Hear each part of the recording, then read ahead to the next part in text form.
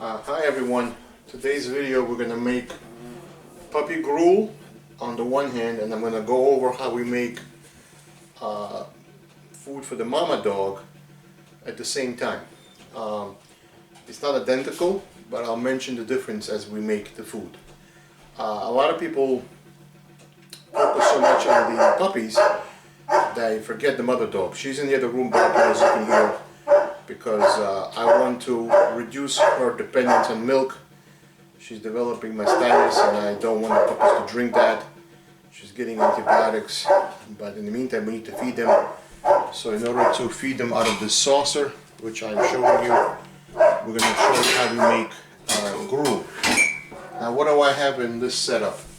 You can boil water, but I'm using this electric heater.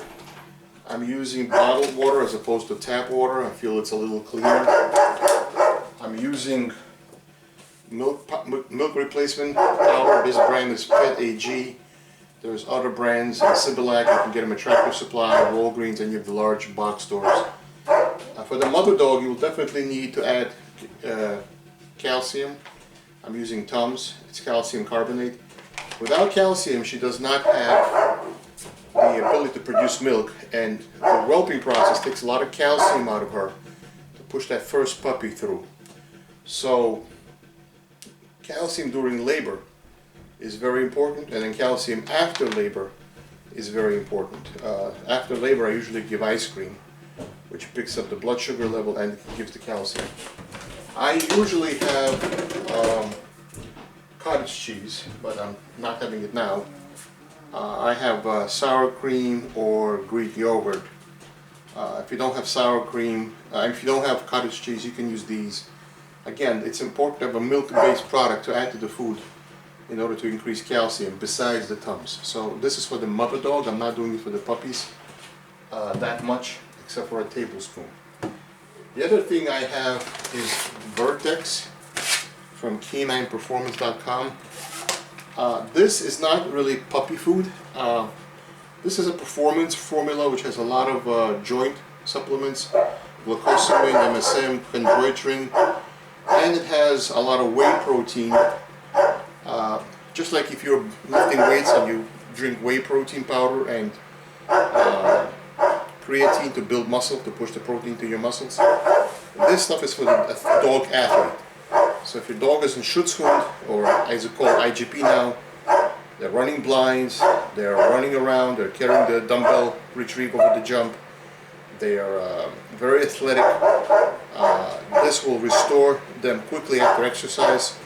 In the case of a mother dog after whelping puppies, she's putting out a lot of calories in nursing her puppies, and you need a way to get her nutritionally rebalanced as quickly as possible.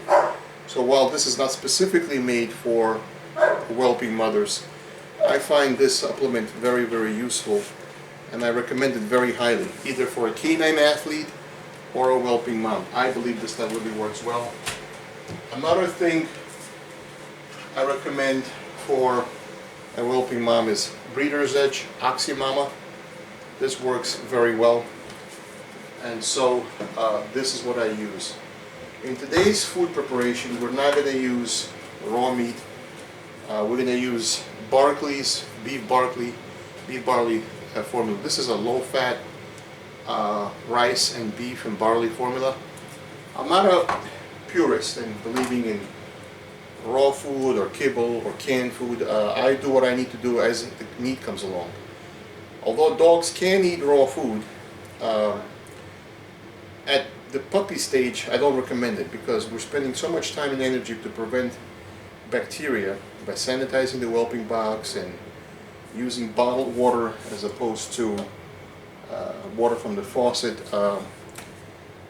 It's just not worth giving raw food. Remember, even in the wild, when wolves regurgitate food for their pups, the regurgitation process is partially pre-digesting it. So cooking is pre-digesting. That's what cooking is. So what we're going to do is we're going to take a container, which is my NutriBullet container, or whatever blender you have.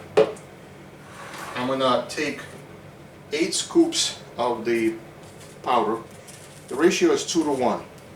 2 spoons of water for every 1 spoon of the powder. So this is 1, 2, 3, 4, 5, 6, 7, 8. That's 8 scoops, which is about 8 tablespoons. And I previously measured it before, so this size is equal to the amount of water you need for this much milk replacer. This doesn't have to boil, it just has to be hot.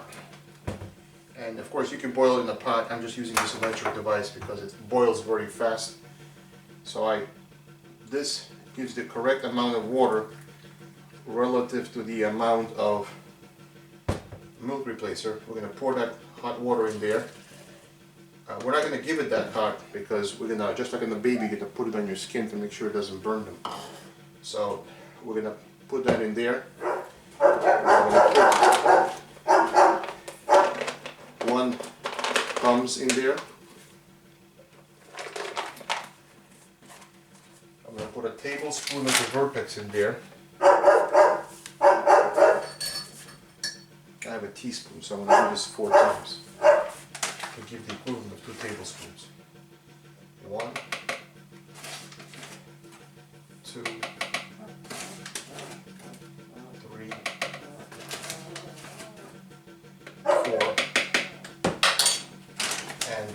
what I do for the puppies is the same thing you could do for the mama dog, minus the milk powder, because the mother dog doesn't need milk powder, she's an adult. She'll get it from calcium, or she'll get it from either yogurt or cottage cheese. I'm going to add about a tablespoon of, in my case, sour cream. You can use cottage cheese, you can use yogurt. You need something from a milk-based product to increase the calcium quite a bit, because their bones are growing and need calcium. So as you can see, we now have the milk powder, the sour cream, the whey protein powder called Vertex, and now we're going to blend it without first putting anything else in it. So Bailey is in the other room because she starts to bark at the side of the blender, and I don't want her to get scared from the noise of the blender, so I will blend this without her being in the room.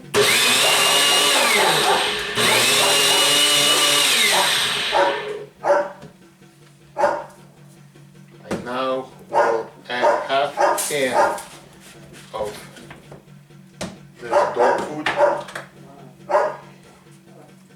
So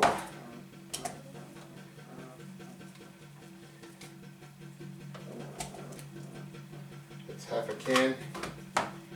We need to get some kind of a meat in their system so that their intestines transition from purely a liquid-based diet to a semi-solid diet. As we transition, I'm looking for the max line. That's what I'm looking for.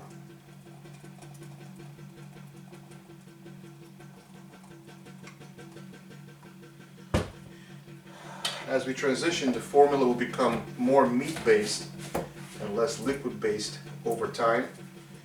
Now normally I start weaning at 4 weeks, not 3 weeks.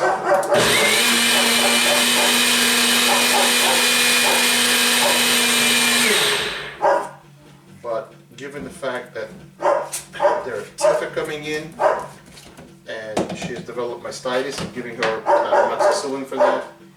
We don't want to feed the puppies milk with pus because the mama dog has mastitis.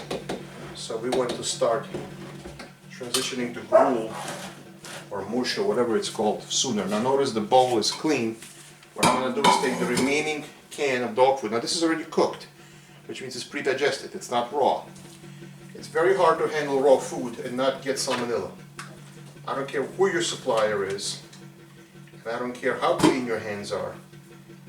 Acadia and Salmonella are not worth the risk for a 3-week-old puppy. If you want to give a raw diet to the dog later as an adult, and you feel raw is the best way to go, then by all means that's your choice. But I think that you can get all the benefits of raw if you simply cook the food.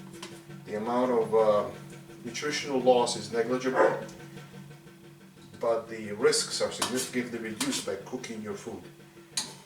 Dogs are not wolves. Wolves have a life expectancy of only 8 or 9 years in nature. Domestic dogs have a life expectancy of 12 to 14 years. Some breeds, which are very small breeds, can even live until 15 or 16 years. The reason they have a larger life expectancy is because of the way we feed them. Wolves sometimes don't have a meal. Not every hunt is successful. Also, the food is raw, and I feel it has a factor. Domestic dogs are no longer wolves, although dogs can interbreed with wolves, so there's still one species, just Canis lupus versus Canis familiaris, but nevertheless I feel that at this age raw meat is not advisable. What I also give the mother dog is cooked chicken liver, and I give her some kibble because I'm trying to pack as many calories into each meal as I possibly can. And I found a brand called Inishuk, which is a Canadian brand, which the sled dog teams used to use. And if you're going to run the Iditarod and you're going to run miles and miles in freezing cold weather, the food has to be both high protein and high fat. Now notice what we have here is I mushed the meat on the bottom of the tray, and I will pour the liquid. Now this is enough for 9 or 10 puppies. So this is way too much food for 3 puppies. Unfortunately, we have a small litter, so whatever is left over will be used next time and be refrigerated. Or if necessary, I'll give it to the mama dog. I'm sure she'll enjoy it. But basically, I've made a mush, which is mostly liquid. They have to be taught to lap milk as opposed to suckling milk, because they're only used to suckling now, they're not used to lapping.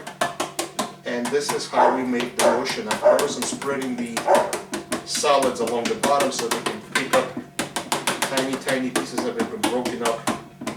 And remember, they're 3 weeks old, so at 4 weeks they're able to chew much more. The teeth have just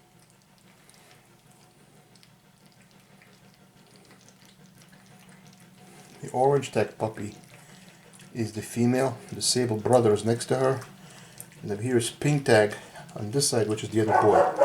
So pink tag and the sable puppy are males, orange tag is the female.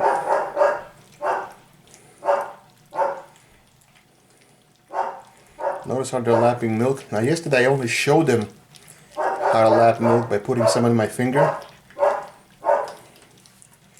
Now Bailey is barking because she wants to get into the action, but I'm not letting her. Now, as a consequence of starting to feed food which is semi-solid, I'm now seeing stools, much more formed stools than before. And I'm letting them decide how much they want to eat for now. And I'll put that puppy back in that tray in a minute. Notice I've lined the whelping box with wee pads because they pee and poop all over, and we don't want to make a mess with that food all over. Okay guys, I think you get the idea. More updates to come. Please subscribe to our channel, and I look forward to hearing from you. And oh, there he goes back, wants to get back eating. Okay, so see you guys later. All the best.